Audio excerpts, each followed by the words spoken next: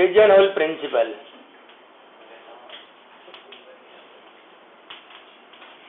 Pigeon-whole principal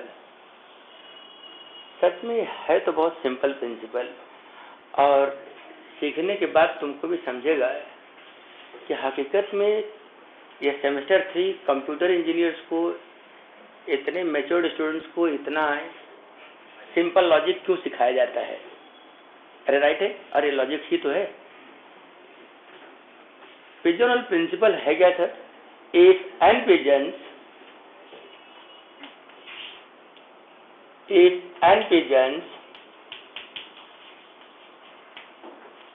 are assigned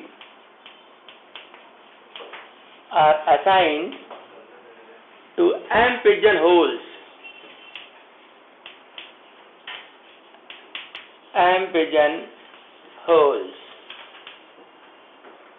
then one pigeonhole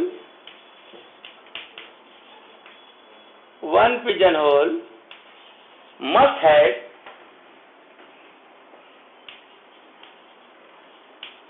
have at least 2 pigeons.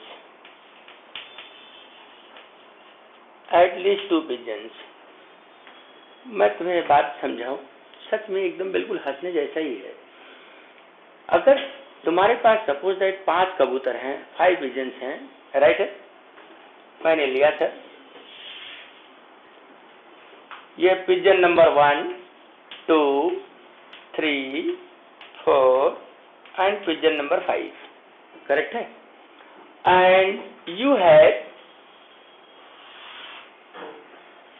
4 pigeon holes. यहाँ एक condition है, if n pigeons are assigned to n pigeonholes, then condition is what? That number of pigeonhole must be less than the number of pigeons. Here we have 4 pigeonhole, hole number 1, hole 2, hole 3 and 4th hole, correct है। अगर 5 कबूतर हैं और 4 कबूतर खाना है, any way you assign, कैसे भी तुम असाइन करो, श्योरली 1 कबूतर खाना विल हैव एटलीस्ट 2 कबूतर। अरे राइट है, ये बात सबको समझ रहा है, ये तो कंफर्म है। मैं कहता हूं ये बात मन में तुम्हारी आती होगी, बट अब ये है, अरे इतनी सिंपल सी बात, ये तो किसी प्राइमरी स्टूडेंट से पूछा जाए कि अगर तुम्हारे पास 5 कबूतर हैं और 4 कबूतर खाना है, लड़कों इन 5 कबूतरों को इन 4 कबूतर खाना में रखो, तो कोई भी ऑर्डिनरी बच्चा, कोई भी ऑर्डिनरी आदमी, किसी भी लेमैन का तुम्हें जवाब मिलेगा कि कम से कम भाई 1 कबूतर खाना में 2 कबूतर तो मिलके रहेंगे, राइट है। कैसे साइन करेंगे? सपोज दैट आप 1 by 1 कर रहे हो, तो सेकंड को सेकंड में, थर्ड को थर्ड में, फोर्थ को फोर्थ में, एक बच गया, definitely it will go in 1 from these 4। तो हम लोग क्या करते हैं, इसको नंबर 1 में सेट कर देते हैं। इसका मतलब इस 4 में से 1 कबूतर खाना ऐसा मिला जिसमें कितने कबूतर हैं? 2, राइट है। ये पिजन होल प्रिंसिपल, अब जानते हो, पहले एक बात सोचो कि ये पर्टिकुलर कंटेंट तुमको second year engineering course computer branch students को रखा गया, मतलब इस लॉजिक में कुछ तो दम होगा ना, कुछ तो ऐसी बात है जो तुमको जानना सच में जरूरी है। इधर देखो, ये क्या है? फंक्शन है। ये क्या है? फंक्शन है। नहीं समझा? आप इन सारे कबूतर को कैसे भी असाइन करो in this pigeon holes, definitely in every way, in every case you will be getting it forms a function। देखो ये फंक्शन है कि नहीं है? For each x belongs in your domain there exists unique y। अरे कोई बोलेगा देखो सर इन दोनों का इमेज क्या है? एक ही है। कौन सा? h1। तो चलता है सर, क्यों? p1 के लिए सिर्फ एक ही y है, दैट इज h1।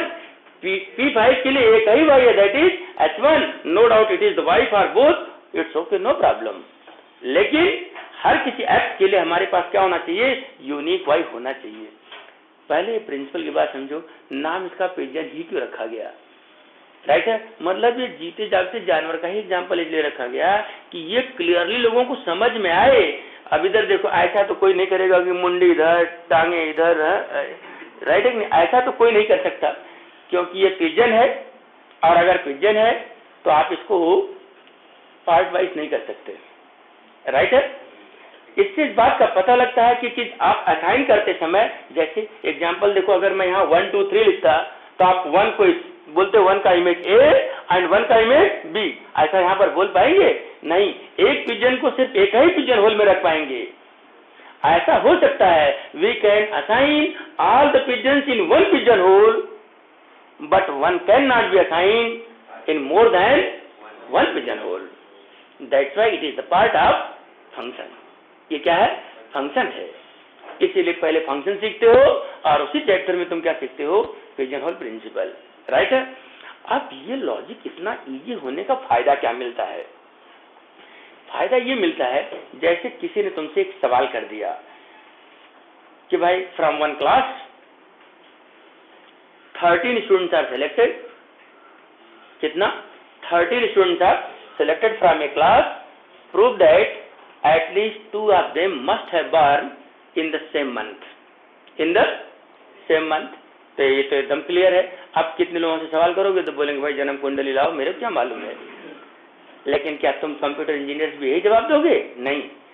आप ये बात समझो कि पिजन होल प्रिंसिपल किस प्रकार से अप्लाई करते हैं।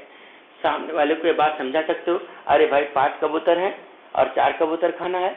अगर आप assigning all these 5 pigeons in these 4 pigeon holes, definitely 1 pigeon hole will have at least 2 pigeons. ऐसा हो सकता है सबको एक ही में रख दो तो 1 will have what? At least 2 is okay. अरे it is not satisfied by that. सबको अगर आपने एक में रख दिया तो एक पिजन होल ऐसा है जिसमें at least 2 का मतलब 2 or all. अरे राइट है, 2 or more than 2 का मतलब A to Z all pigeons you can assign over there in 1 pigeon hole. अरे राइट है। मैं वापस आता हूं, अगर तुम्हारे पास 13 स्टूडेंट्स हैं from a class you have selected, और तुम्हें प्रूव करना है कि at least 2 of them must have born in the same month, तो आप जानते हो how many months in a year? 12। अरे करेक्ट है। तो आप उसको सिस्टमेटिकली लिख सकते हो कि there are 12 months in a year, treating this as what? Pigeon holes and students as pigeons. Since number of pigeon holes is less than the number of pigeons, it means pigeon hole principle is applicable. अब ये बात मत बोलो, pigeon hole principle सामने वाला समझ चुका है, अब सीधा बोलो according to this principle. ये principle हो गया अभी। According to this pigeon hole principle, 1 pigeon hole must have 2 pigeons. इसका मतलब 1 month will have at least 2 students. अब ये सही सेंस नहीं है कि 1 month will have at least 2 students. इसका मतलब इसका प्रॉपर सेंस निकालो from here, it means eight least 2 of them must have born in the same month of a year. अरे सबने समझा क्या? कितना सिंपल और इंटरेस्टिंग कॉन्सेप्ट है। तो यह भी सब तुम्हारे एग्जाम में पूछा जाता है कि 13 students are selected from a class, then prove that at least 2 of them must have born in the same month. तो मैं अभी इस सवाल में तो नहीं, लेकिन अगले समय में तुमको लिखने का भी एक टेक्निक बताता हूँ। लेकिन ये तो समझ गए ना कि अगर आपके पास ऐसा नंबर ऑफ स्टूडेंट्स यहाँ पर हैं एंड ये स्टूडेंट्स कितने हैं सर? यहाँ पर 13 स्टूडेंट्स हैं और इधर पिजन होल्स कितने हैं सर? राइट है। और वो पिजन होल्स क्या है? मंथ है। अगर आप यहाँ से इसको असाइन करोगे तो कैसे भी असाइन करोगे, ऐसा हो सकता है कि ऑल 13 और बिलोंगिंग इन 1 मंथ, लेकिन कुछ नहीं होगा। तो अगर 1 by 1 होगा तो एक लड़का बच जाएगा and that will be assign to 1 from these 12। इसका मतलब 1 मंथ विल है एट लीस्ट 2 स्टूडेंट्स। तो इसका प्रॉपर मीनिंग क्या आता है कि at least 2 students out of these 13 must have born in the same month, right है। मैं अब तुम्हें दूसरे एग्जाम्पल की तरफ ले चलता हूँ।